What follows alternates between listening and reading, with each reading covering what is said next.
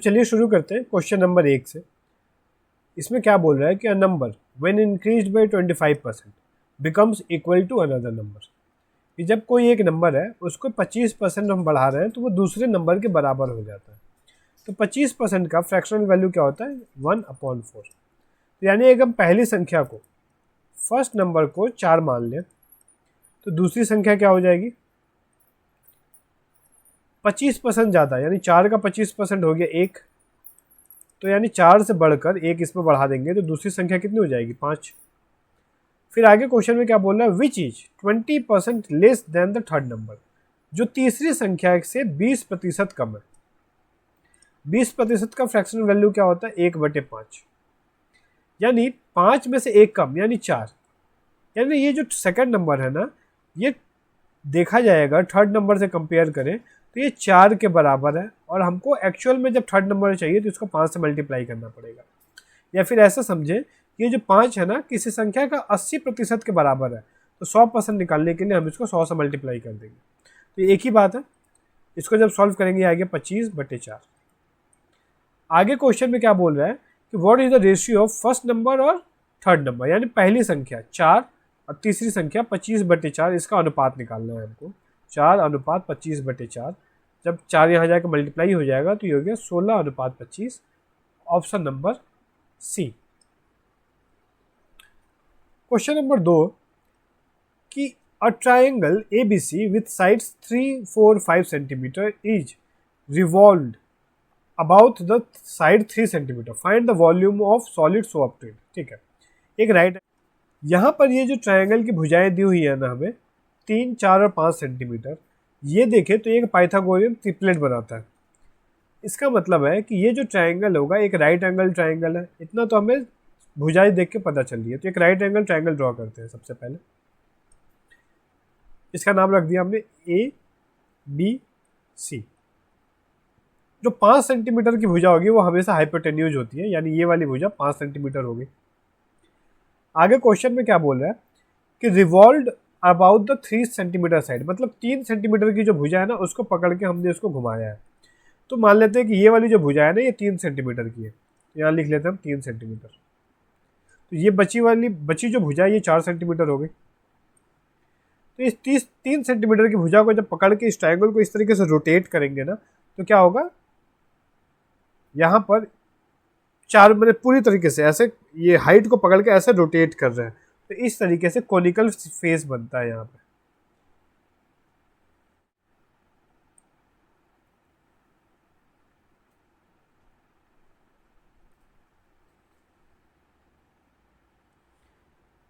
तो हमसे क्या पूछ रही है find the volume of the solid so obtained, मतलब इस ये जो हमें सॉलिड ऑब्टेन्ड हुआ है इसकी वॉल्यूम बताना। तो कोन का वॉल्यूम का क्या फॉर्मूला होता है, ये होता है 1/3 एरिया ऑफ बेस, यानी बेस में क्या है सर्कल, सर्कल का एरिया होता है πr² इंटू हाइट, हाइट हो जाएगा हमारा h, अज्यूम कर लिया। तो जिस भुजा को हमने पकड़ के घुमाया है ना वही हमारी हाइट होती है, यानी हाइट जो हो गई वो 3 सेंटीमीटर हो गई। और ये जो बेस है ना ये जिसको जो नीचे है जिसको हम घुमा रहे हैं, मतलब जो नीचे से इस तरीके से रोटेट हो रहा है, ये रेडियस के बराबर होता है, यानी रेडियस हो गया 4 सेंटीमीटर। तो यहाँ पे सिंपली हम पुट करेंगे 1/3 पाई की जगह 3.14 बोला है क्वेश्चन में, तो 3.14 पुट करेंगे। आर की वैल्यू है 4, 4 का स्क्वायर किया तो 16, और एच है हमारा 3। इसको सॉल्व करते हैं। ये 3 से 3 कैंसिल आउट हो गया, 16 से इसको मल्टीप्लाई करते हैं। 16 चौके 64, 6 बचा, 16 एकम 16 और 6 22, 2 बचेगा 50। 50.24 सेंटीमीटर, क्यूबिक सेंटीमीटर, क्योंकि वॉल्यूम की जो यूनिट है वो क्यूबिक सेंटीमीटर होगी। Question number 3, if the equation, एक इक्वेशन दिया हुआ है x² - 3px plus cube is equal to 0 and x² - 2x plus t is equal to 0 have common root. इन दोनों में क्या है कॉमन रूट है। एंड फर्स्ट इक्वेशन यानी ये वाला जो इक्वेशन है has equal roots, what is the value of t plus q का होल स्क्वायर। तो ये दोनों क्या है क्वाड्रेटिक इक्वेशन है। तो क्वाड्रेटिक इक्वेशन का कुछ बेसिक जानते हैं हम पहले। द्विघात समीकरण, उसका जो बेसिक फॉर्म होता है ना वो ऐसे लिखते हैं हम लोग, A X square plus B X plus C is equal to जी। ये उसका स्टैंडर्ड फॉर्म है, जहाँ पे अगर हम इसके रूट्स को अल्फा और बीटा मान लें, ठीक है, एक क्वाड्रेटिक इक्वेशन में जो नंबर ऑफ रूट्स है वो हमेशा 2 निकलते हैं, क्योंकि एक्स की जो हाईएस्ट पावर है वो 2 है, वेरिएबल की हाईएस्ट पावर 2 है, इसीलिए 2 रूट्स मिलते हैं। तो यहाँ से हमें 2 चीज़ें मिलती हैं। पहला क्या, एक sum of roots. Sum of roots यानी अल्फा प्लस बीटा, ये किसके बराबर होता है, ये बराबर होता है माइनस बी बाई ए। और दूसरी चीज़ प्रोडक्ट ऑफ रूट्स यानी अल्फा इंटू बीटा, ये होता है सी बाई ए। ठीक है, ये 2 चीज़ याद होनी चाहिए। फिर आगे अगर हम इस वाले इक्वेशन को ना श्रीधराचार्य के फॉर्मूला से सॉल्व करते हैं तो ये x की जो वैल्यू मिलती है हमें वो मिलती है x is equal to minus B plus minus root under B square minus 4ac by 2a। इस फॉर्मूला का इस्तेमाल करके हम डायरेक्टली x की वैल्यूज फाइंड आउट कर सकते हैं। तो ये जो रूट के अंदर ये जो है ना बी स्क्वायर माइनस 4ac, इसके ऊपर डिपेंड करता है कि ये जो x है यानी इस x की जो वैल्यू है, जो रूट्स है, उसका नेचर क्या होगा। तो इसीलिए ये जो टर्म है बी स्क्वायर माइनस 4ac, इस टर्म को हम लोग डिस्क्रिमिनेंट बोलते हैं और d या फिर डेल्टा से रिप्रेजेंट करते हैं। अगर रूट्स इक्वल होती है ना, फॉर इक्वल रूट्स, ये जो d होता है ये 0 के बराबर होता है, डिस्क्रिमिनेंट 0 के बराबर होता है। यानी हम कह सकते हैं कि बी स्क्वायर माइनस 4ac ये 0 के बराबर होगा इक्वल रूट्स के लिए। अब आगे क्या बोल रहा है कि हैव वन कॉमन रूट, दोनों में जो एक रूट है वो कॉमन है, और first equation has equal roots. ठीक है, हम जानते हैं कि सम ऑफ रूट्स क्या होता है, माइनस बी अपॉन ए। तो अगर हम पहला वाला इक्वेशन देखें जो कि ये X square minus 3px plus Q, X square minus 3px plus Q is equal to 0। तो अगर हम इसका सम ऑफ रूट्स निकालें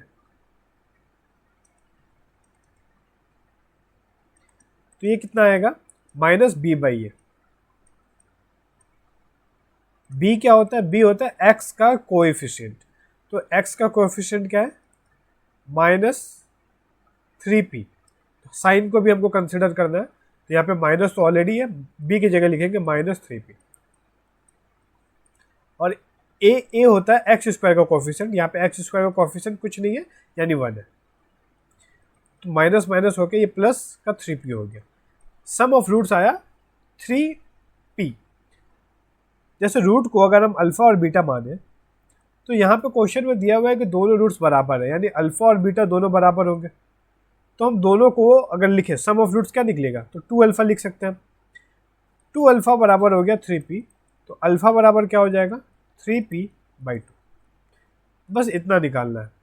तो यानी पहला जो इक्वेशन है उसमें अल्फा यानी पहला रूट का जो वैल्यू है वो है 3p बाई 2, और दोनों रूट्स बराबर है, तो यानी जो सेकंड इक्वेशन दिया है ना, जो कॉमन रूट होगा वो यही होगा 3p बाई 2। इसके अलावा तो पॉसिबल नहीं है। कॉमन होने के लिए क्या चाहिए कि दोनों में रूट जो है बराबर होना चाहिए, कोई एक रूट।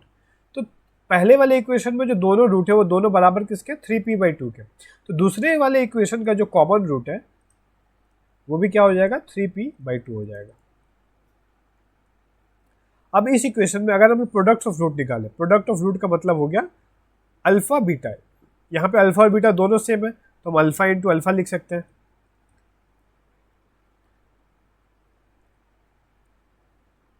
तो ये कितना आएगा, ये होता है सी अपॉन ए। सी क्या है, कांस्टेंट टर्म, तो कांस्टेंट टर्म यहाँ पे क्या है, क्यू है, और ए की वैल्यू 1 है, यानी क्यू ये बराबर है अल्फा स्क्वायर के, है ना, अल्फा इंटू अल्फा यानी अल्फा स्क्वायर। तो हम यहाँ से ये लिख सकते हैं क्यू, अल्फा की वैल्यू ये निकली है हमारी 3p बाई 2 इसका होल स्क्वायर, तो ये हम लिख सकते हैं 9p स्क्वायर बाई 4। तो हमको तो क्यू की वैल्यू मिल गई।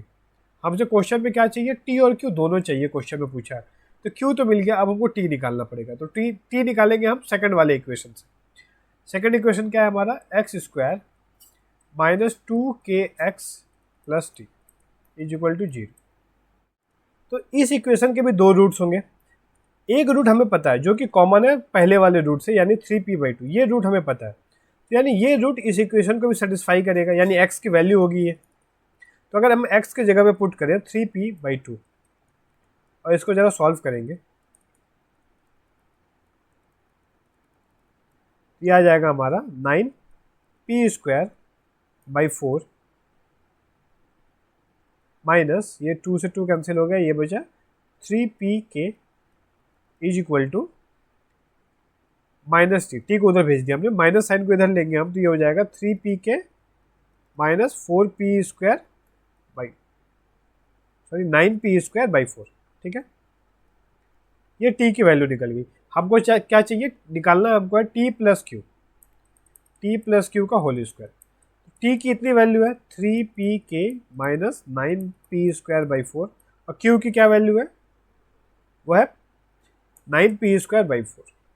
यहाँ पे लिखेंगे हम प्लस में 9p²/4, इसका होल स्क्वायर करना है हमको। तो ये दोनों कैंसिल आउट हो गया, बचा क्या 3pk, इसका होल स्क्वायर, यानी ये हो गया 9p²k²।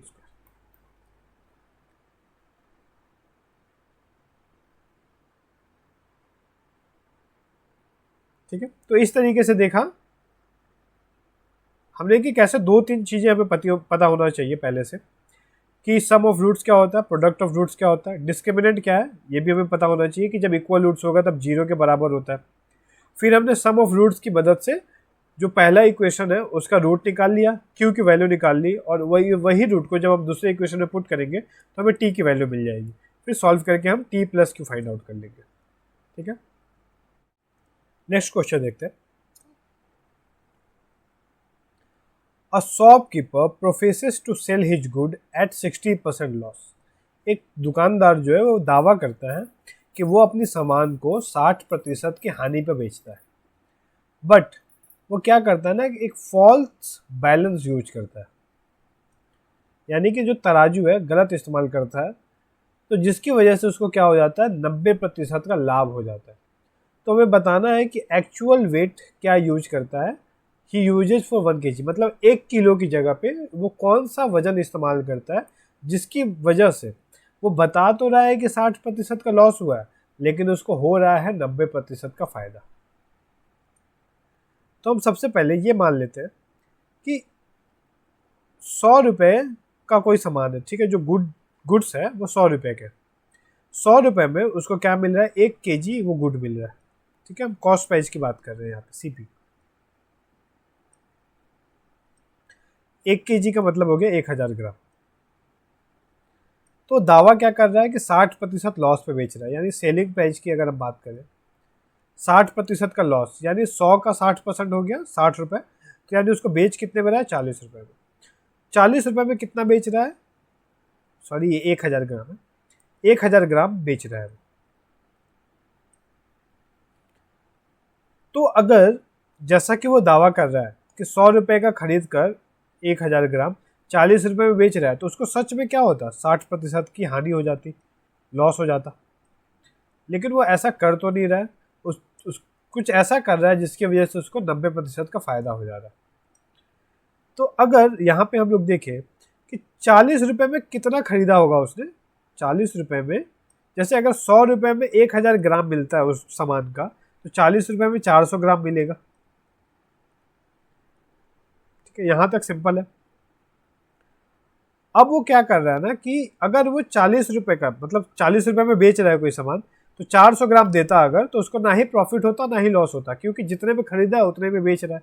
लेकिन क्या कर रहा है, वो 90% का लाभ कमा ले रहा है यहाँ से। इसका मतलब वो 400 ग्राम ना देकर इससे भी कम दे रहा होगा। कितना कम दे रहा है, 90% का फायदा हो रहा है। 90 यानी 100 का 90 निकालेंगे तो ये 190 रुपये आ गया। तो 190 रुपये में कितना ग्राम मिलना चाहिए हमको, जो सामान है वो मिलना चाहिए था 1900 ग्राम।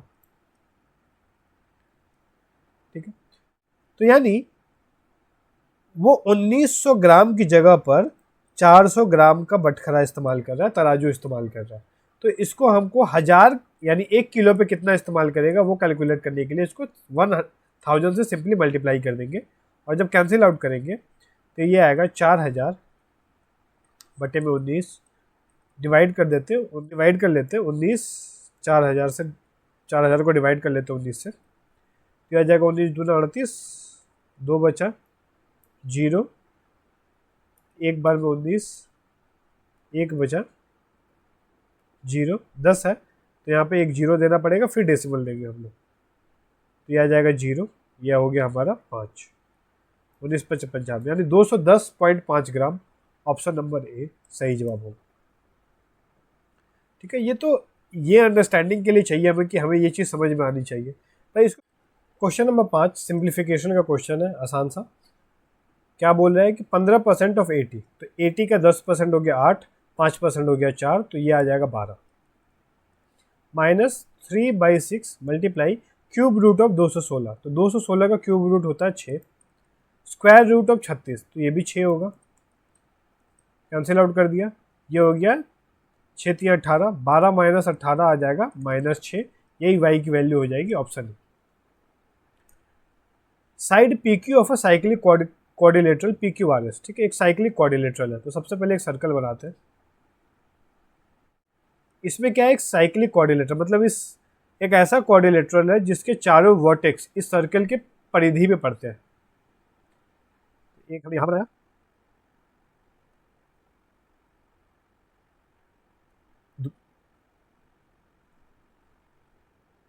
ये साइक्लिक क्वाड्रिलेटरल बनाया हमने, इसका नाम रख देते हैं हम PQRS। इसमें क्या बोल रहा है कि PQ साइड को T पॉइंट तक आगे बढ़ाया जाता है, मतलब कि ये जो भुजा है PQ, इसको हमने क्या किया, एक्सटेंड किया T तक। ठीक है, ये पॉइंट को T मान लिया, तो क्या हो रहा है, एंगल RQT 58 डिग्री है। RQT यानी ये वाला एंगल, ये 58 डिग्री है। हमसे क्या पूछ रहा है कि मेजर ऑफ एंगल PSR, यानी इस वाले एंगल का वैल्यू पूछ रहा है, क्या होगा। तो ये चीज़ तो हमें पता होनी चाहिए कि साइक्लिक क्वाड्रिलेटरल में जो अपोजिट एंगल्स होते हैं उनका सम जो होता है वो 180 के बराबर होता है। ठीक है, एक चीज़ ये पता होनी चाहिए। दूसरी, ये लीनियर पेयर के बारे में पता होना चाहिए, यानी कि कोई स्ट्रेट एंगल को किसी स्ट्रेट लाइन से जब इस तरीके से कट करते हैं, ये एंगल ए है, ये एंगल बी है, तो ए प्लस बी कितना होता है, ये 180 डिग्री होता है। इन्हीं दो फार्मूला का इस्तेमाल करके हम बना सकते हैं कि अगर ये एंगल 58 है, ठीक है, जैसे मान लेते हैं ये 58 ना लिख के ए लिखते हैं हम इसको, तो ये अगर ए है तो ये वाला एंगल कितना हो जाएगा, ये हो जाएगा 180 माइनस ए, क्योंकि दोनों लीनियर पेयर बना रहे हैं, दोनों का सम 180 होना चाहिए। और ये एंगल क्या होगा, ये दोनों अपोजिट एंगल्स हैं, अपोजिट एंगल का सम 180 होता है, यानी ये वाला जो एंगल होगा 180 माइनस दिस एंगल, यानी 180 माइनस ए। सॉल्व करेंगे तो 180 से 180 कट गया, माइनस माइनस प्लस ए हो जाएगा। यानी क्या देख रहे हैं हम, ये जो बाहर वाला एंगल है ना, किसी भी भुजा को एक्सटेंड करने पे ये जो एक्सटीरियर एंगल बन रहा है उसके अपोजिट इंटीरियर एंगल के बराबर है। ठीक है, तो एक साइक्लिक क्वाड्रिलेटरल में डायरेक्ट रिलेशन यही याद रखेंगे कि exterior angle is equal to its opposite interior angle. इसके अपोजिट में जिस भुजा पे हम लोग एक्सटेंड करके एक्सटीरियर एंगल बनाए है ना, उस वर्टेक्स के बिल्कुल अपोजिट में जो इंटीरियर एंगल बन रहा होगा वो उसके बराबर होगा। तो यानी आंसर 58 होगा, ऑप्शन डी। क्वेश्चन नंबर 7, सुमन, कुणाल और पूजा, 3 लोग हैं, सुमन, कुणाल, पूजा। इन तीनों ने क्या किया ना, अपने अपने पैसे लगाए और एक बिजनेस में पार्टिसिपेट किया, तो प्रॉफिट हुआ 1650 रुपये का। तो पूजा का क्या शेयर होगा। तो हमको पता है कि जितने भी बिजनेस में ये लोग पूंजी लगाते हैं ना, कैपिटल, उनका अनुपात ही उनके प्रॉफिट के अनुपात में बढ़ता है।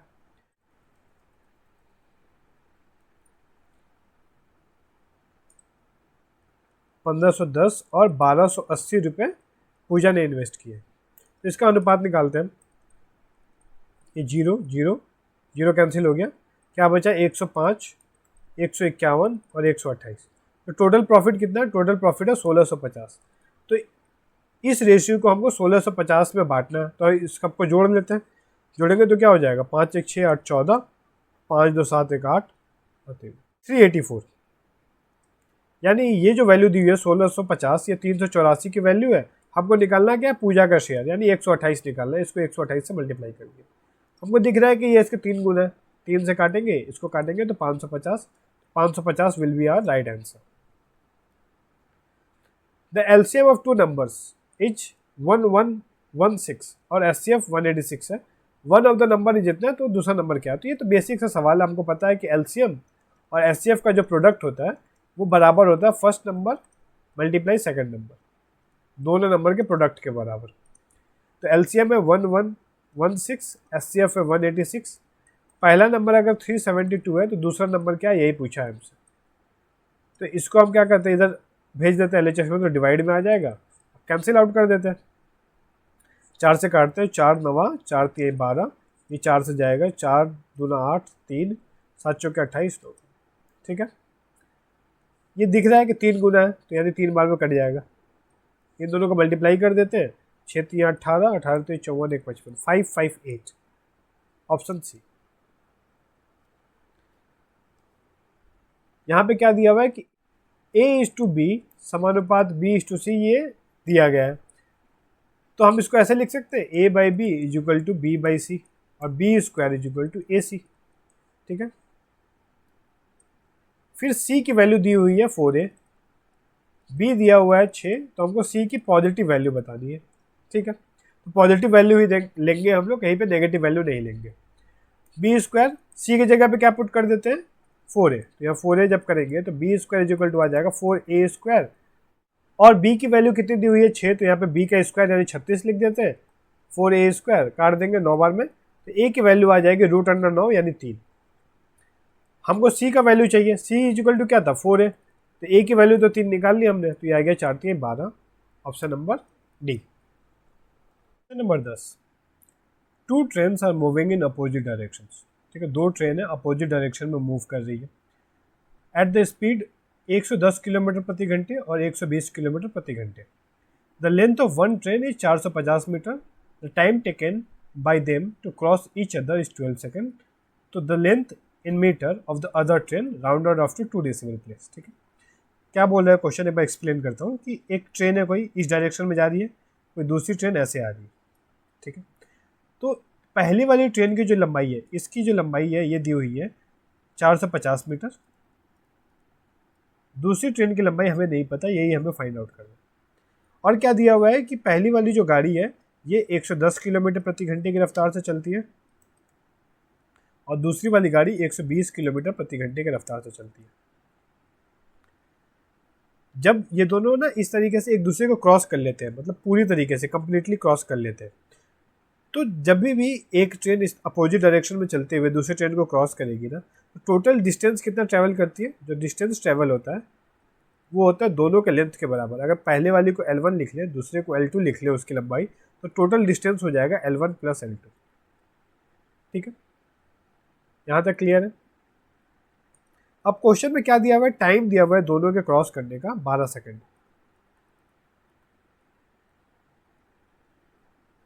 तो टाइम किसके बराबर होता है, टाइम होता है डिस्टेंस अपॉन में स्पीड, या फिर हम ऐसे लिख सकते हैं distance is equal to speed into time.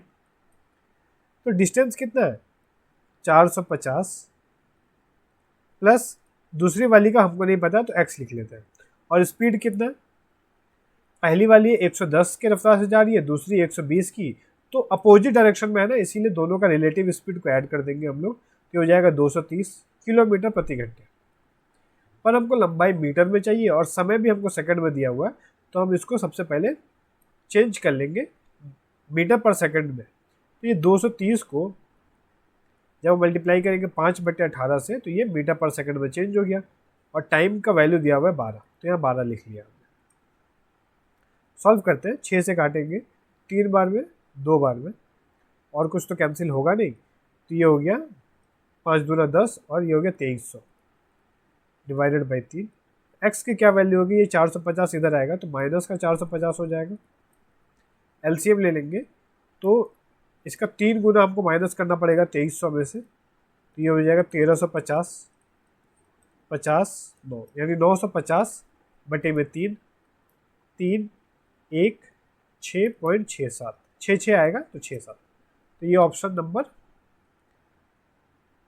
ए हो गया। 316.67 मीटर दूसरे ट्रेन की लंबाई हो जाएगी।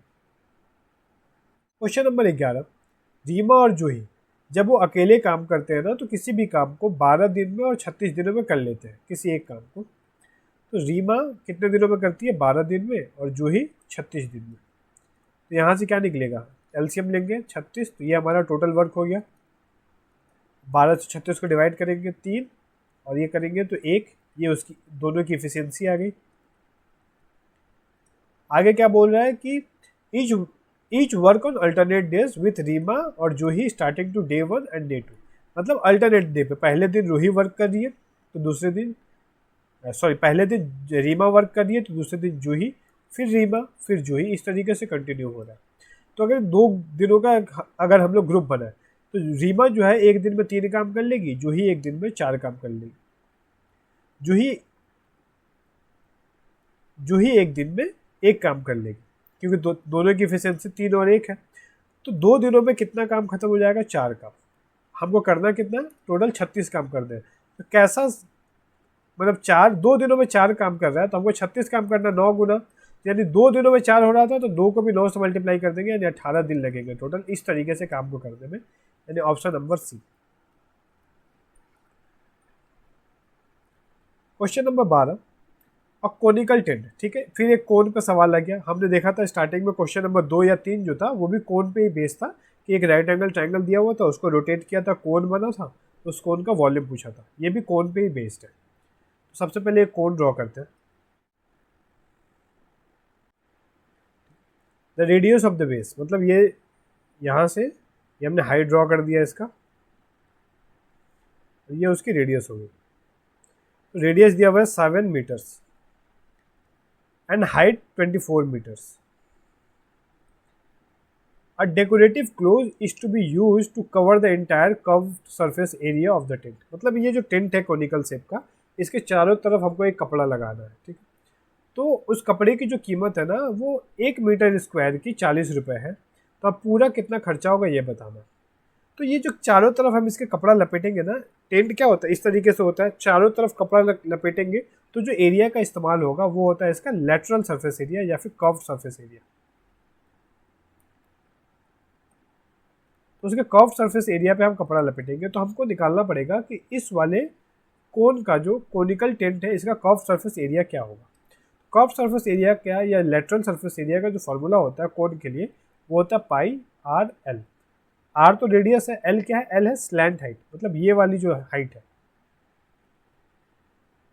ये वाली हाइट, इसको हम स्लैंट हाइट बोलते हैं और एल से रिप्रेजेंट करते हैं। तो सबसे पहले इस एल का वैल्यू निकालना पड़ेगा। ये जो एंगल होता है 90 डिग्री होता है, तो ये एक राइट एंगल ट्रायंगल बन रहा है जिसमें परपेंडिकुलर 24 है, बेस 7 है, हाइपोटेन्यूज निकालना है हमको। तो डायरेक्टली निकाल सकते हैं हम लोग पाइथागोरस थ्योरम का इस्तेमाल करके, या फिर ये पता होना चाहिए कि 7, 24 और 25 एक ट्रिपलेट बनाते हैं। तो यानी बेस और परपेंडिकुलर 7 और 24 है, तो एल की वैल्यू 25 होगी। तो पाई की जगह हम लिखेंगे 22/7, आर दिया हुआ है 7, एल की जगह लिखा हमने 25। तो ये उसका कर्व सरफेस एरिया निकल गया। हमको पूरा कॉस्ट निकालना है। 1 मीटर का कॉस्ट, 1 मीटर स्क्वायर का कॉस्ट 40 रुपये है, तो इतने मीटर स्क्वायर का कॉस्ट कितना होगा? 40 से मल्टीप्लाई कर दिया। इसको जरा सिंप्लीफाई करते हैं, 7 से 7 काट दिया हमने। 25 से 40 को मल्टीप्लाई करेंगे तो 1000, 1000 इंटू 22 करेंगे तो 22,000, यानी कि option number B. Number 13, line A B और सी डी पैरेलल है, तो हम सबसे पहले 2 पैरेलल लाइन ड्रॉ करते हैं, ए बी और सी डी, जिसमें क्या है कि ट्रांसवर्सल है पी क्यू जो ए बी को एम पे और सी डी को एन पे कट करता है। तो हम एक ट्रांसवर्सल बनाते हैं, पी क्यू यहाँ पे एम पॉइंट पे कट कर रहा है और यहाँ पे एन पॉइंट पे। फिर बोल रहा है angle P M B, P M B यानी ये वाला एंगल 5x दिया हुआ है, और बी एम एन यानी ये वाला एंगल 3x + 2 दिया हुआ है। हमसे क्या अच्छा, और डी एन क्यू भी दिया है, एक्स प्लस 3y। हमसे पूछ क्या रहा है, बी एम एन यानी ये वाला एंगल, यानी कि 3x प्लस 2y की क्या वैल्यू होगी, ये वाला एंगल हमसे पूछ रहा है। तो हम देख रहे हैं कि साफ साफ यहाँ पे क्या बन रहा है, एक लीनियर पेयर बन रहा है। तो यानी 5x plus 3x plus 2y ये किसके बराबर होगा, 180 के। 5x और 3x मिलकर हो गया 8x plus 2y is equal to 180। सबको क्या करते हैं हम, 2 से काट देते हैं, तो ये हो गया 4x plus Y is equal to 90 degree 45।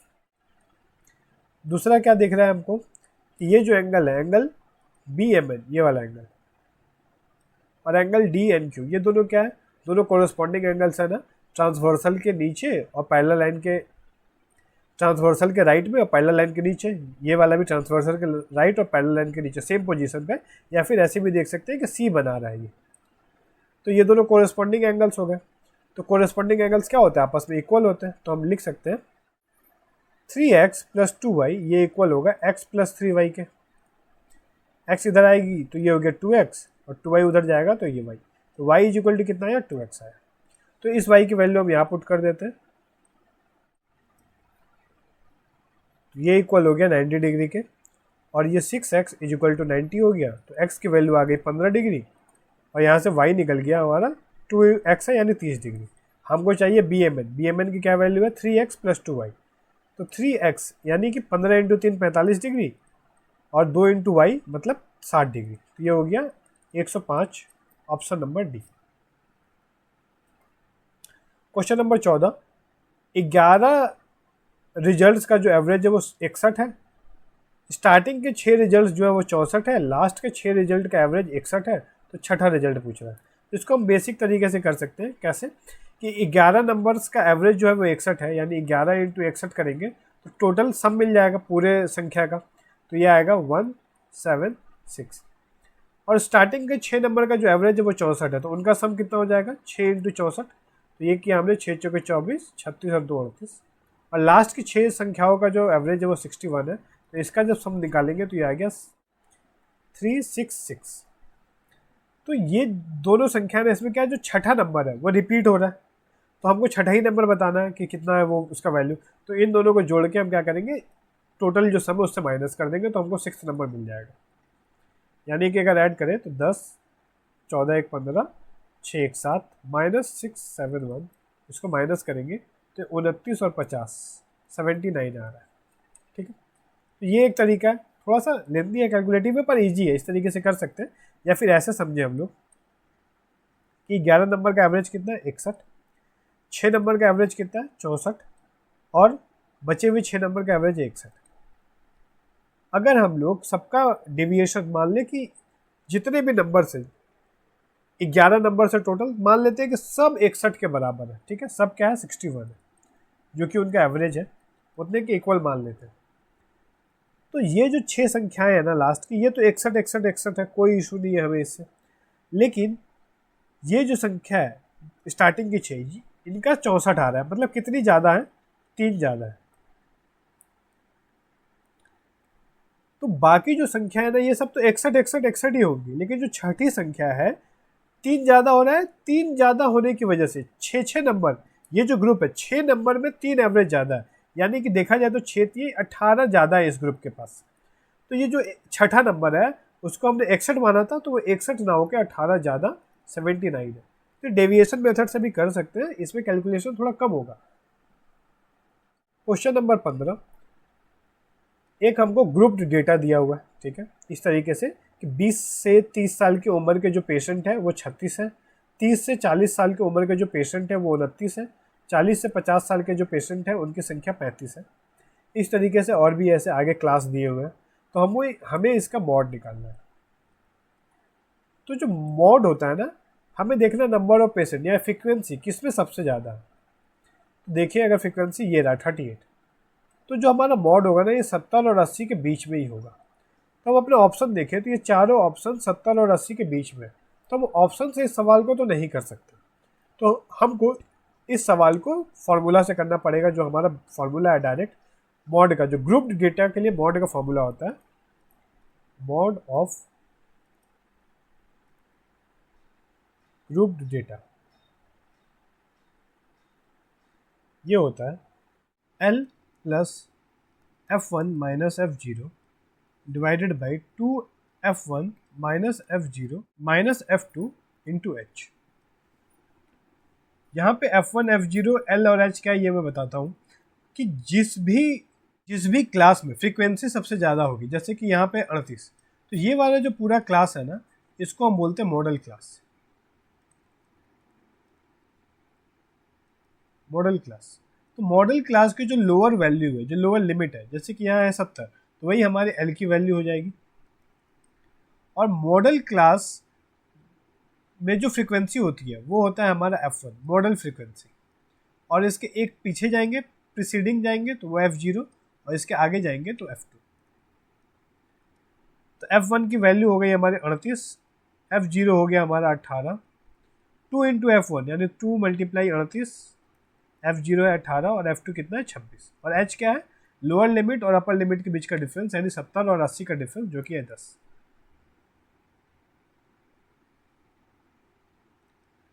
तो इसको सॉल्व करते हैं।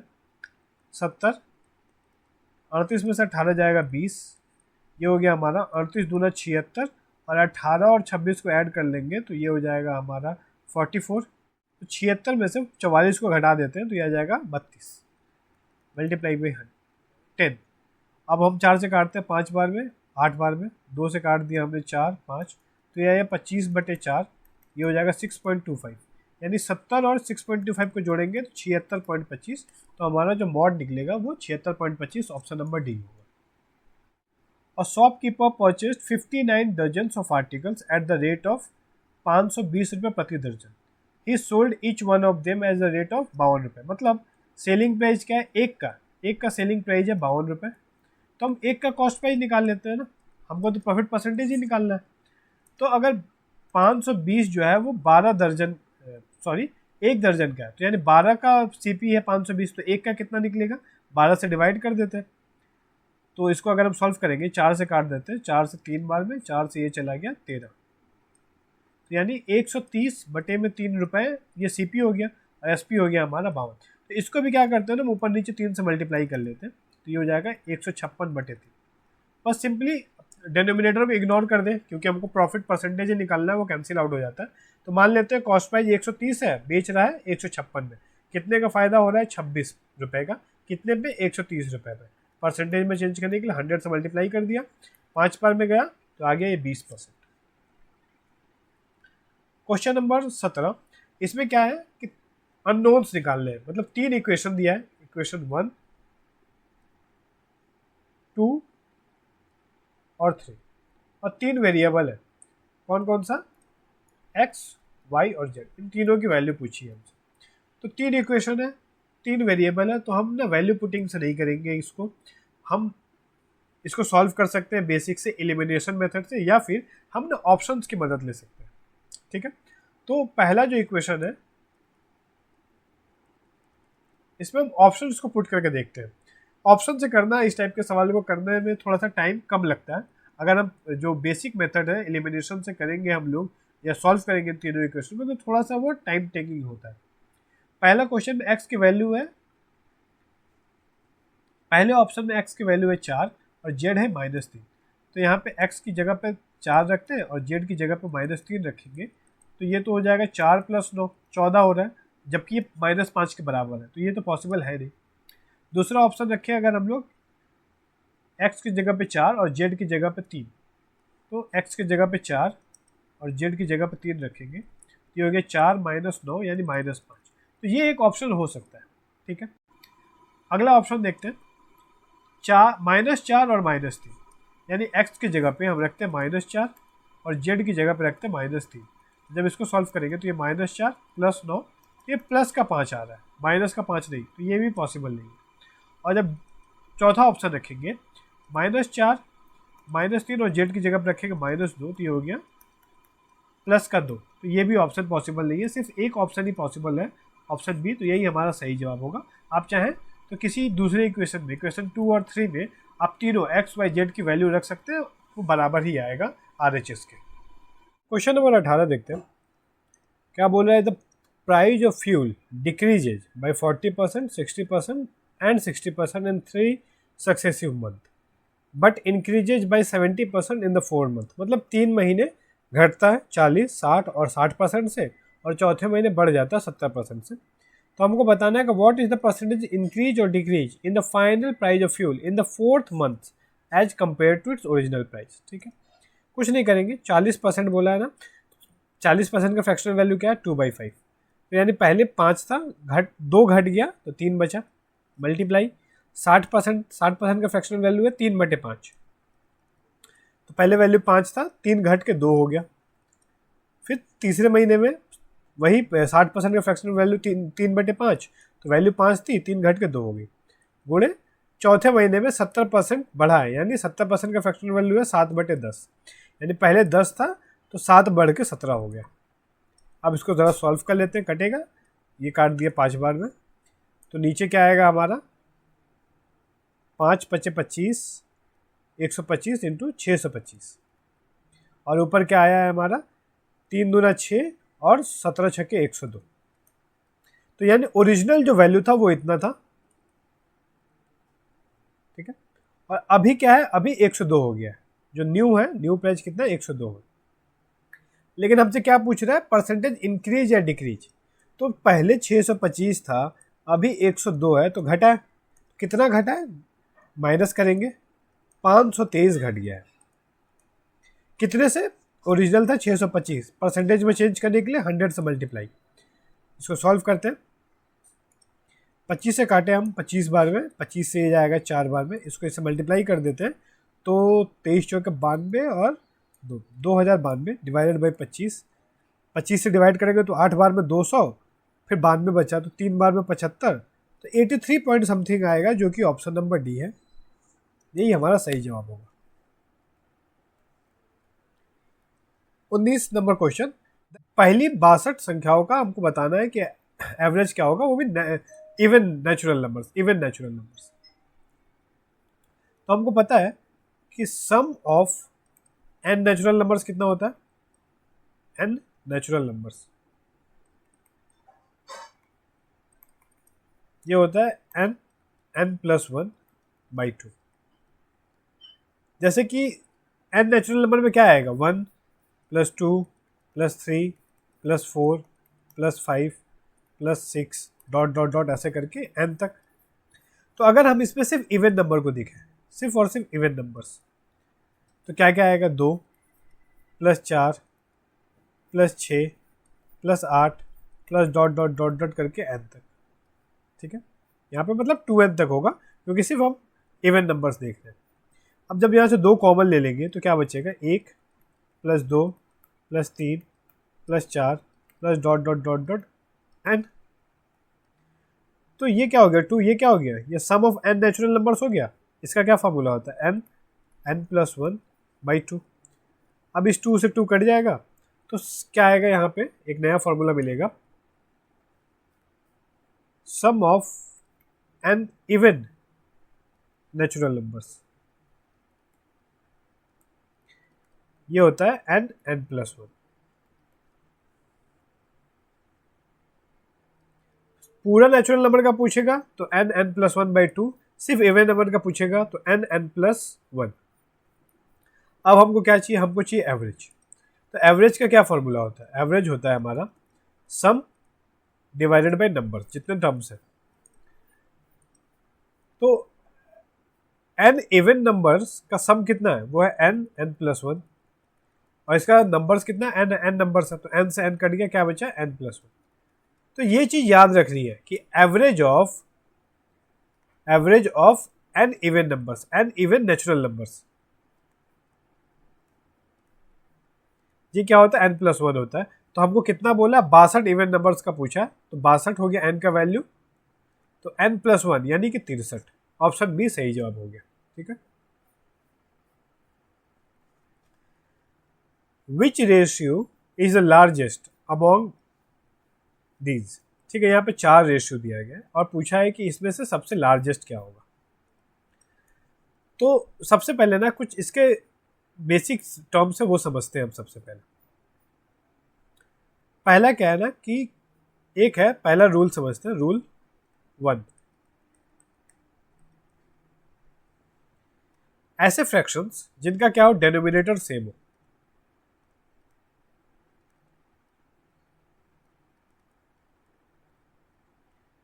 अगर डेनोमिनेटर सेम होगा, जैसे एग्जांपल के तौर पे 2/5, 3/5, 4/5, 11/5, इन सब का क्या है, डेनोमिनेटर सेम है। तो जिनका भी डेनोमिनेटर सेम होता है उस केस में जिसका न्यूमरेटर बड़ा होगा वो लार्जेस्ट होगा, जिसका न्यूमरेटर छोटा होगा वो स्मॉलेस्ट होगा। तो इसमें इसका न्यूमरेटर सबसे बड़ा है तो ये हमारा लार्जेस्ट हो गया, इसका न्यूमरेटर सबसे छोटा है तो ये स्मॉलेस्ट हो गया। ठीक है, अब रूल 2 देखते हैं। ये क्या है, जिसका न्यूमरेटर सेम हो, न्यूमरेटर सेम। तो उस केस में क्या होगा, जैसे एग्जांपल के तौर पे लेते हैं 2/5, 2/7, 2/9, 2/11, इन सब का क्या है, न्यूमरेटर सेम है। तो अगर न्यूमरेटर सेम होगा तो जिसका डेनोमिनेटर छोटा होगा वो लार्जेस्ट हो जाएगा और जिसका डेनोमिनेटर बड़ा होगा वो स्मॉलेस्ट हो जाएगा। तो इसका डेनोमिनेटर सबसे बड़ा है तो ये क्या हो गया, स्मॉलेस्ट, और इसका डेनोमिनेटर सबसे छोटा है तो ये हो गया लार्जेस्ट। रूल 3 देखते हैं। ये क्या बोल रहा है कि ऐसे फ्रैक्शंस जिनका नोमिनेटर डिनोमिनेटर अलग ही, दोनों अलग हो, जैसे कि 2/5 ले लिया और हमने ले लिया 3/20, तब क्या करते हैं, ऐसे फ्रैक्शन जब होंगे तो हम कोशिश करते हैं, इसको एलसीएम मेथड भी बोलते हैं, कि हम क्या करते हैं कि दोनों का डेनोमिनेटर सेम कर, न्यूमिनेटर या डेनोमिनेटर कुछ भी सेम कर सकते हैं। तो हम क्या करते हैं, डेनोमिनेटर सेम कर लें, इसको दो ऊपर नीचे 4 से मल्टीप्लाई कर देंगे तो ये हो जाएगा 8/20। और जब डेनोमिनेटर सेम हो गया तो उसका नियम अभी हमने पढ़ा रूल नंबर 1 में, कि जिसका डेनोमिनेटर सेम है, अगर न्यूमिनेटर बड़ा होगा तो वो लार्जेस्ट होगा, न्यूमिनेटर छोटा होगा तो वो स्मॉलेस्ट होगा। ठीक है, रूल 4 देखते हैं। ये है क्रॉस मल्टीप्लिकेशन मेथड।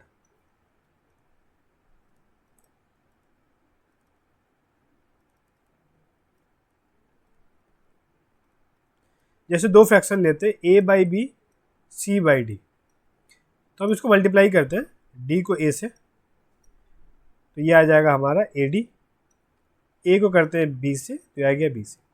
तो अगर ad बड़ा हुआ तो ये वाला फ्रैक्शन ये बड़ा हो जाएगा, अगर bc बड़ा हुआ तो ये जो दूसरा वाला फ्रैक्शन है ये बड़ा हो जाएगा उस केस में। ठीक है, रूल नंबर 5 देखते हैं। ये क्या बोलता है कि जैसे कुछ प्रॉपर फ्रैक्शंस हो, प्रॉपर फ्रैक्शन मतलब जिसका न्यूमरेटर जो होगा वो छोटा होगा डेनोमिनेटर से, ऐसे को हम प्रॉपर फ्रैक्शन बोलते हैं। जैसे एग्जांपल के तौर पे 2/5, 5/8, 7/10, 13/16। ठीक है, ये प्रॉपर फ्रैक्शन है। और क्या हो कि इसके न्यूमरेटर और डेनोमिनेटर का जो डिफरेंस हो, ठीक है, डिफरेंस ये क्या हो, सेम हो। जैसे यहाँ पे कितना डिफरेंस है, 3 का, यहाँ डिफरेंस कितना है, 3 का, यहाँ भी 3 का, यहाँ भी 3 का। तो प्रॉपर फ्रैक्शन में जब न्यूमरेटर और डिनोमिनेटर का डिफरेंस सेम हो तब वैसे उस केसेस में जिनका भी न्यूमरेटर बड़ा होगा, जिनका न्यूमरेटर क्या होगा, बड़ा, वो हो जाएंगे लार्जेस्ट, जिनका न्यूमरेटर छोटा वो हो जाएंगे स्मॉलेस्ट। तो इस केस में ये क्या हो जाएगा, ये लार्जेस्ट हो जाएगा और ये हो जाएगा हमारा स्मॉलेस्ट। रूल 6 देख लेते हैं यहीं पे।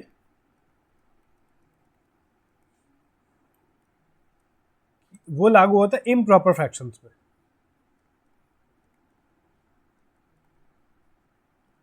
इम्प्रॉपर फ्रैक्शंस क्या है कि जिनका न्यूमिनेटर बड़ा होता है उनके डिनोमिनेटर से, ऐसे को इम्प्रॉपर फ्रैक्शन बोलते हैं।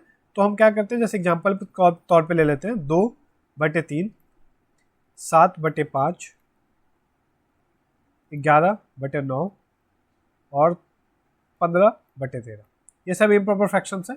और यहाँ पर भी क्या है, डिनोमिनेटर और न्यूमिनेटर का डिफरेंस क्या है, सेम है। जैसे यहाँ पर डिफरेंस है 2, यहाँ भी डिफरेंस है 2, यहाँ भी 2, यहाँ भी 2। तो इम्प्रॉपर फ्रैक्शंस में क्या होता है, जिनका न्यूमिनेटर बड़ा वो हो जाएंगे स्मॉलेस्ट, और जिनका न्यूमिनेटर छोटा वो हो जाएंगे लार्जेस्ट। तो यानी ये वाला स्मॉलेस्ट हो जाएगा और ये लार्जेस्ट हो जाएगा। आते हैं हमारे क्वेश्चन नंबर 20 पे। तो यहाँ पे ना रेशियोज दिए हुए हैं, तो रेशियो को फ्रैक्शन के तौर पे लिख सकते हैं।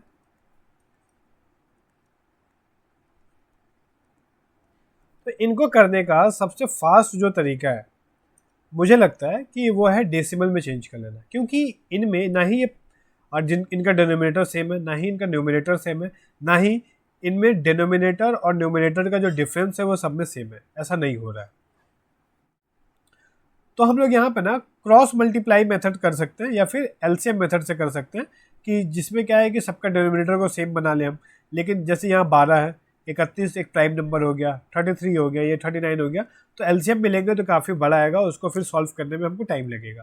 क्रॉस मल्टीप्लाई मेथड से कर सकते हैं कि जैसे इन दोनों को देख लेंगे, अगर 5 × 31 करेंगे तो ये हो गया हमारा 155, 12 × 14 जब करेंगे तब ये आ जाएगा 12 × 4 = 48, 12 और 4 16, 168। तो ये बड़ा हो रहा है, यानी इन दोनों फ्रैक्शन में ये बड़ा है।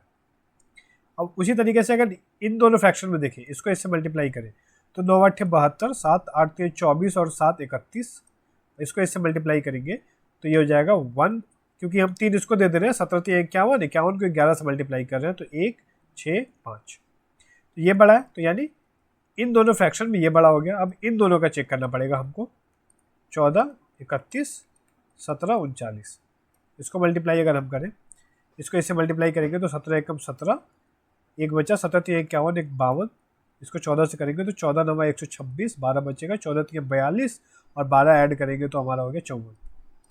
तो ये बड़ा हो रहा है, यानी सबसे लार्जेस्ट ये हो गया। तो ऑप्शन नंबर बी हमारा सही जवाब होगा। या फिर इसको हम क्या कर सकते हैं, डेसिमल में चेंज कर सकते हैं, दूसरा तरीका है। जैसे 5/12 है, तो यहाँ पे हम मनी मन क्या करेंगे, डेसिमल दे देंगे, तो ये 50 हो गया, तो 12 × 4 = 48, 2 बचेगा, तो एक बार में जाएगा 12, यानी 0.41 आ रहा है। दूसरा अगर इसको देखेंगे 14.31, इसको पहले डेसिमल दिया तो ये हो गया 140, तो हमको पता है 30 बचे 150 होता है, तो 4 बार में लेके जाना पड़ेगा। 31 चौके हो जाएगा हमारा 4, 4 × 3 = 12, 16 बचेगा, फिर 0 देंगे तो 5 बार में जाएगा, तो यानी 0.45। बस डेसिमल के बाद 2 डिजिट तक डिवाइड कर रहे हैं हम, उससे ज़्यादा नहीं कर रहे। 8/33 को करेंगे तो पॉइंट देंगे तो ये 80 हो गया, तो 33 से 2 बार में जाएगा, क्योंकि 3 बार में क्या हो गया, 30 × 90 हो जाता है, ज़्यादा हो जा रहा है, तो 0.2 ही आया। इसको आगे फर्दर कर ही नहीं रहे, क्योंकि ये तो 41 और 45 ऑलरेडी आ चुका है। इसको अगर करेंगे पॉइंट तो 170 हो गया, 40 चौके 160 होता है, यानी 4 बार में ले जाएंगे 170, ये हो जाएगा 36 और 4 × 3 = 12, 3 × 15 156, 4 बचेगा 0, तो 41, तो यानी 0.41 आ रहा है। तो जो सबसे लार्जेस्ट है वो 14/31 का ही डेसिमल 0.45 मिल रहा था। तो इस तरीके से डेसिमल में भी चेंज करके ना बहुत ही फास्ट आंसर निकाल सकते हैं। Question number 21, 100 men have provisions for 26 days, मतलब 26 दिनों तक 100 लोगों का खाना है। अब 50 आदमी चला गया तो कितने दिनों का खाना बचेगा। ये तो सिंपल सा क्वेश्चन है कि अगर 100 आदमी थे तो खाना जो था वो 26 दिनों का था। अब 50 आदमी है तो ज़्यादा दिनों वो खाना जो भी है 100 आदमी खाते हैं तो 26 दिन में ख़त्म हो जाता। अब आधे आदमी खा रहे हैं 50 आदमी, तो वो डबल दिन तक चलेगा, यानी 52, ऑप्शन सी। नंबर 22 क्या बोल रहा है कि एक डीलर ने 2 सामान खरीदा, एक्स और वाई, और कितने में खरीदा, 800 रुपये में दोनों को खरीदा है।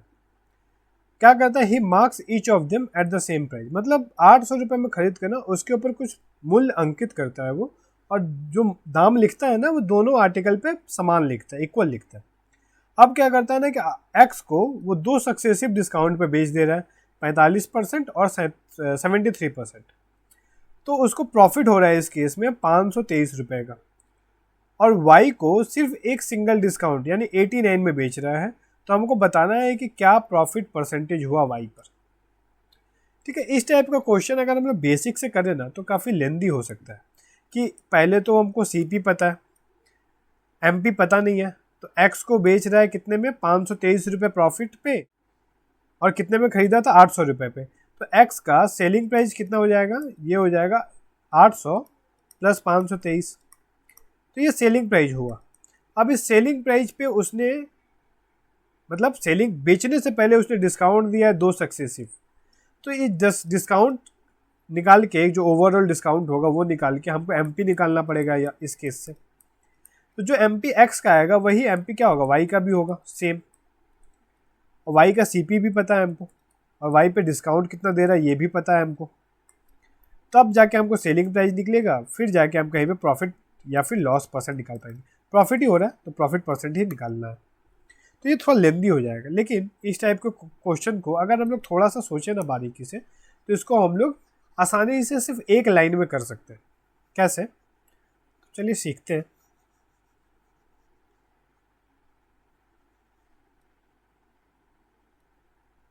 कितने में खरीदा आर्टिकल को, 800 रुपये में। इतना तो पता है कि दोनों का कॉस्ट प्राइस भी सेम है और मार्केट प्राइस भी सेम है। तो अगर एक्स को 800 में खरीदा है ना, बेचा कितने में है, 523 रुपये प्रॉफिट पे, यानी सेलिंग प्राइस कितना हो गया, 1323 रुपये। तो ये जो 1323 रुपये है ये क्या है, ये 2 डिस्काउंट देने के बाद आया है, एक 45% का और एक 73% का। तो 45% का फ्रैक्शनल वैल्यू क्या होता है, 45/100, ये हो जाएगा 9/20। यानी कोई सामान जो था वो 20 रुपये का था, तो उस पर 9 रुपये का डिस्काउंट देकर बेचा गया है। तो कितने में बेचा गया, 11 में। तो ये जो सेलिंग प्राइस है ना, ये क्या 11 की वैल्यू है। हमको मार्क्ड प्राइस चाहिए, मतलब उस पर 20 रुपये लिखा हुआ था तो हमको 20 की वैल्यू चाहिए। हम यहाँ से मार्क्ड प्राइस निकाल रहे हैं। एक और डिस्काउंट दिया गया 73% का। 73% का फ्रैक्शनल वैल्यू होता है 73/100, यानी किसी आर्टिकल पे 100 रुपये लिखा हुआ था ना, तो 73 का डिस्काउंट देकर उसको 27 रुपये में बेचा गया है। तो यानी सेलिंग प्राइस कितना है, 27 का। हमको वैल्यू कितना चाहिए, मार्क्ड प्राइस यानी 100 का। तो ये जो हम इसको सॉल्व करेंगे ना, तो हमको एक्स का मार्क्ड प्राइस निकल जाएगा, और एक्स का जितना मार्क्ड प्राइस है वही वाई का भी मार्क्ड प्राइस होगा। मार्क्ड प्राइस पे वाई के 89% का डिस्काउंट दिया जा रहा है। 89% का मतलब क्या हुआ, 89/100, यानी 100 की चीज़ को 89 डिस्काउंट दे के कितने में बेच रहे हैं, 11 रुपये में बेच रहे हैं। तो अगर ये मार्क्ड प्राइस है तो हम इसको बेच कितने में रहे हैं, सिर्फ 11% में, यानी 11/100। तो अगर हम इसको ज़रा सॉल्व करें, ये क्या हो गया, ये जो निकला हमारा, ये निकल गया हमारा वाई का सेलिंग प्राइस।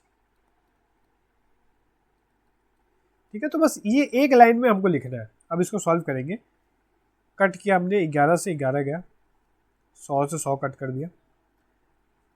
ये 9 से कट रहा है, 9 से 3 बार में, 9 1 9, 4 बचा, 9 चौके 36, 6 बचा, 9 से 3, फिर 3 से कट रहा है, 3 चौके 12 और 3 49, 49 इंटू 20 करेंगे तो ये हो जाएगा 980। तो ये क्या हो गया, ये हो गया वाई का सेलिंग प्राइस।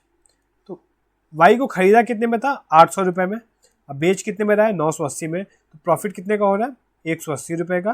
कितने पे, 800 पे। परसेंटेज निकालने के लिए 100 से मल्टीप्लाई, 0 0 गया, 8 से डिवाइड करते हैं तो 8 दूना 16, 8 दूना 16.5, 22.5, यानी कि option number D. Question number 23 देखते हैं। इसको सिंप्लीफाई करना है, जस्ट क्यूब रूट निकालना है 2744 का। वैसे तो इसका क्यूब रूट याद होना चाहिए, ये 14, इसका क्यूब रूट 14 होता है, मतलब ये 14 के क्यूब का वैल्यू है। या फिर अगर नहीं याद है तो मैंने बताया था पिछले वीडियोस में कि जो क्यूब्स होते हैं ना, उनका लास्ट डिजिट हमेशा क्या होता है, जैसे कि अगर 4 है तो 4 का क्यूब जब हमने निकाला था तो 64 आया था, तो उसका यूनिट डिजिट देखेंगे ना 4, तो ये सिर्फ लास्ट में 4 ही होगा, तभी 4 आएगा, अदरवाइज नहीं आएगा। तो हम इसका यूनिट डिजिट यहाँ से लिख सकते हैं 4। फिर क्या है ना, इसको 3 का ग्रुप छोड़ के सिर्फ 2 को देखते हैं। 2 क्या है, 2 जो है वो किसके क्यूब रूट के बराबर है या फिर क्यूब रूट से बड़ा है। तो देख रहे हैं एक का क्यूब रूट 1 होता है, तो 14 आएगा हमारा आंसर। ठीक है, इस तरीके से कर सकते हो शॉर्ट अप्रोच में, या फिर याद होना चाहिए 14 होता है ये। कम से कम 20 तक का क्यूब्स आपको याद होना चाहिए। तो ये हो गया 14, और 256 का पावर 4 करना है। तो 256 जो होता है ना, 2 की पावर 8 होता है, इसका पावर 4 करना है, तो यानी 1/4 हो जाएगा। तो यानी 2 की पावर 2 यानी 4। ठीक है, फिर 2 इंटू 42 इंटू 72, तो इसको काटते हैं, 2 से काटा तो ये 2 बार में, फिर ये 2 से काट देंगे 7 बार में, 7 छक 42, 6 से इसको काट देंगे तो 12। Option number C. Question number 24, the following data set represents the number of books read by 25 students in a month. तो हमको बताना है कि मॉड क्या होगा। तो मॉड के लिए क्या है, देखते हैं जिसकी फ्रीक्वेंसी सबसे हाई होती है ना, उस वही मॉड होता है हमारा। तो यहाँ पे देखेंगे तो 2 एक बार रिपीट हो रहा है, 4 जो है 2 बार रिपीट है, 5 3 बार रिपीट है, 6 7 जो है वो 4 बार रिपीट हो रहा है, 8 2 बार, 9 2 बार, 10 2 बार, 11 2 बार, 13 3 बार रिपीट हो रहा है, और ये सब तो एक बार रिपीट हो रहा है। यानी 7 जो है वो सबसे मैक्सिमम टाइम्स आया है, यानी जो इसकी फ्रिक्वेंसी होगी वो होगी 7। Option number C. Question 25, at what rate per year will a sum of money 5 times itself in 16 year simple interest. ठीक है, कोई जैसे पैसा है, मान लेते हो 100 रुपये, ये क्या हो गया 500 रुपये हो गया, कितने टाइम्स में, 16 ईयर में। तो कितना इसको ब्याज मिला, ब्याज मिला 400 रुपये। तो 400 रुपये इसको ब्याज मिल रहा है कितने सालों में, 16 सालों में। तो एक साल में कितना ब्याज मिलेगा, इसको 16 से भाग कर देंगे, तो ये एक साल का ब्याज हुआ। तो ये जो ब्याज है कितने पे मिल रहा है, ये 100 रुपये पे मिल रहा है, तो इसको 100 से डिवाइड करना पड़ेगा यानी ये, और इसको परसेंटेज में चेंज करने के लिए 100 से मल्टीप्लाई कर दिए बस। ये तो कट ही जाएगा, इसको डिवाइड करेंगे तो ये 8 से काट देते हैं 2 बार में, 50 और ये 25। Option number B. Question number 26, एक सर्कुलर रनिंग ट्रैक का क्वेश्चन है। क्या बोल रहा है कि पी जो है कंप्लीट कर सकता है 5 राउंड इन 40 मिनट्स। मतलब 5 राउंड, जैसे एक सर्कल बना लिए हम, ये उसका सेंटर है, तो पी अगर कहीं एक जगह से शुरू करता है ना, तो 5 राउंड को कंप्लीट करने में उसको 40 मिनट लगता है। 5 राउंड्स इन 40 मिनट्स। तो वो एक राउंड कितने मिनट में करेगा, एक राउंड, जब 5 राउंड 40 मिनट में कर रहा है तो एक राउंड 8 मिनट में करेगा। तो पी की स्पीड क्या होगी, स्पीड हो जाएगी, एक राउंड पूरा कर रहा है 8 मिनट, यानी उसको 8 मिनट लग रहे हैं एक राउंड को पूरा करने में। तो स्पीड बराबर क्या होता है, डिस्टेंस अपॉन टाइम। ठीक है, डिस्टेंस क्या है, डिस्टेंस है 1, ये जो एक राउंड पूरा कर रहा है ना उसको हम एक डिस्टेंस मान रहे हैं, एक राउंड, अपॉन में टाइम, यानी पी की जो स्पीड है वो आई 1/8। इसका मतलब हो गया 1/8 राउंड पर मिनट, ये पी की स्पीड है। उसी प्रकार हम आर की स्पीड निकालेंगे, time taken by R to complete 7 rounds in equal time, time taking by P to complete 6 round. ठीक है, पी जो है 5 राउंड कितने देर में कंप्लीट करता है, 40। तो एक राउंड कितने में करेगा, 8 मिनट में। 6 राउंड कितने मिनट में करेगा, 48 मिनट में। तो पी को 6 राउंड को कंप्लीट करने में जितना टाइम लगा, आर उतने ही टाइम में 7 राउंड कंप्लीट कर लेता है, यानी डिस्टेंस अपॉन टाइम निकालेंगे। 7 राउंड कर रहा है कितने देर में, 48 में। तो आर की जो स्पीड आ गई वो आ गई 7/48 राउंड पर मिनट। ठीक है, यहाँ तक दोनों का स्पीड निकाल लिया। आगे क्या बोल रहा है, if they start running in the same direction from 2 different end of the diameter. ठीक है, एक सर्कल का डायमीटर ड्रॉ किया हमने, तो एक पॉइंट से यहाँ पे पी है और यहाँ पे आर है, और दोनों क्या कर रहे हैं, सेम डायरेक्शन में जा रहे हैं। पी मान लेते हैं कि इस डायरेक्शन में दौड़ रहा है और आर इस डायरेक्शन में, ऐसे, तभी तो सेम डायरेक्शन होगा। ठीक है, तो पहली बार कब मिलेंगे, पहली बार मिलेंगे जब पूरा एक सर्कल का जितना डिस्टेंस है उतना डिस्टेंस ट्रेवल कर ले। तो हमको क्या निकालना है कि पहली बार कब मिलेंगे, टाइम निकालना है हमको। तो टाइम बराबर क्या होता है, डिस्टेंस अपॉन में रिलेटिव स्पीड। इन दोनों का रिलेटिव स्पीड जो है, दोनों सेम डायरेक्शन में जा रहे हैं, तो इसका मतलब है रिलेटिव स्पीड जो होगा दोनों का माइनस करना पड़ेगा हमको। आर की स्पीड है 7/48 माइनस पी की स्पीड 1/8, तो इसको जरा सॉल्व करेंगे। 48 7 माइनस 6 तो 1/48, ये हो गया रिलेटिव स्पीड। अगर हम लोग स्टार्टिंग में देखें तो स्टार्टिंग में पी और आर जब स्टार्ट कर रहे हैं तो दोनों डायमीटर के दोनों छोर पे खड़े हैं, दोनों के बीच का डिस्टेंस कितना है, ये डिस्टेंस है उनके एक राउंड, मतलब एक राउंड का आधा राउंड है ये डिस्टेंस। तो ये जो डिस्टेंस आधा राउंड जब ये कवर कर लेंगे ना अपने रिलेटिव स्पीड से, तो पहली बार मिलेंगे वो लोग। तो डिस्टेंस हो जाएगा 1/2 और रिलेटिव स्पीड हमने अभी निकाला 1/48, तो इसको सॉल्व करेंगे तो ये 48/2 यानी 24 मिनट्स। ऑप्शन नंबर सी।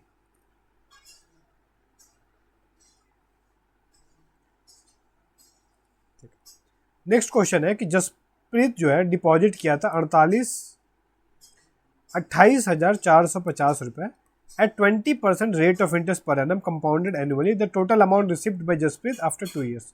तो 20% का फ्रैक्शनल वैल्यू क्या होता है 1/5, तो 2 साल के बाद पूछ रहा है, तो 1 साल के बाद क्या मिलेगा, 5 रुपये जमा किया था तो 6 रुपये मिलेगा, फिर अगले साल 5 का 6 मिलेगा। इसको कैंसिल आउट करके सॉल्व कर लेते हैं, 5 से काट देते हैं, 5 बचे 25, 3 बचेगा, 6 बार में 30, 9 बार में 45, फिर 5 से काटते हैं, 1 1 5 3 15 4, तो यानी 8 बार में। अब ये हो गया 3 3 जा 6 6 का 36, तो 36 को मल्टीप्लाई करना पड़ेगा हमको, तो 8 6 48, यूनिट डिजिट 8 आ रहा है, तो 2 ऑप्शन में, ठीक है। तो हम लोग 2 डिजिट निकाल लेते हैं, 8 6 48, फिर 8 3 24, 48 का 8 लिखा, कैरी 4 बचा, 8 3 24 और 6 3 18, 24 और 18 मिलके हो गए हमारे 42 और 4 46, तो 6 आएगा, कैरी 4, तो लास्ट में आ रहा है 68। तो ऑप्शन नंबर बी ही जो होगा हमारा सही जवाब होगा। क्वेश्चन 21 सिंप्लीफिकेशन का क्वेश्चन है। 3.75 प्लस 4/5 माइनस 3.5, ब्रैकेट ओपन कर रहे हैं तो ये माइनस प्लस हो जाएगा, तो प्लस 8/20। अब 3.75 में से 3.5 माइनस कर देंगे तो ये 0.25 बचेगा। फिर ये 4/5 और प्लस का 8/20, इन दोनों को जोड़ देते हैं तो 20 एलसीएम हो गया, 4 16 और 8 ये हो गया 24/20। 2 से काट देते हैं 12/10, तो ये आ गया 1.2। 1.2 को ऐड कर देंगे हम इसमें, तो ये हो गया 1.45, ऑप्शन ए।